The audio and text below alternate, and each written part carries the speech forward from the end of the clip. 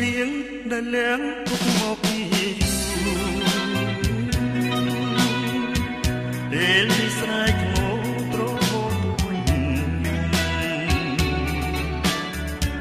ទឹកភ្នែកមួយតក់ស្រក់ស្រែកប្រាប់ខ្ញុំ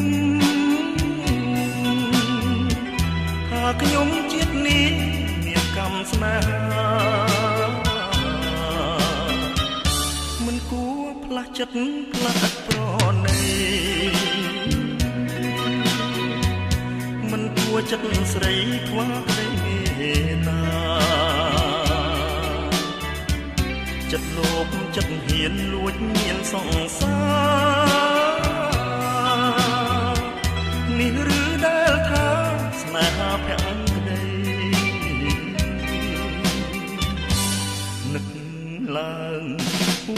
ចិត្តពួគិតមិនដល់ថាចិត្តនិមលស្រាលជាងសំឡេងទួចរាហោហាដូចសត្វបាក់ស្រី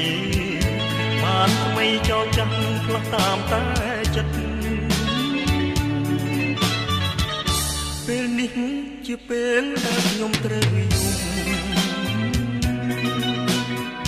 ពេលការទុកធំក្នុងរឿងជី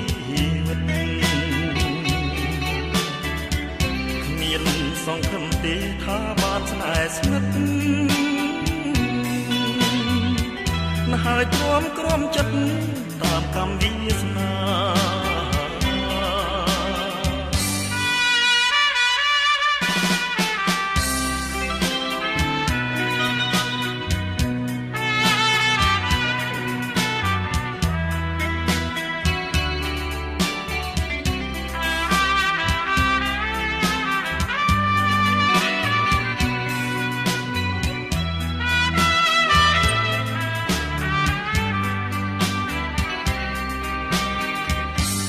នឹកឡើងពួចិត្តពួគិតមិនដល់ថាចិត្តនិមលស្រាលជាងសំឡេងទួចរាហោហាដូចសត្វបាក់ស្រីបានថ្មីចោលចាំផ្លាស់តាមតែចិត្តពេលនេះពេល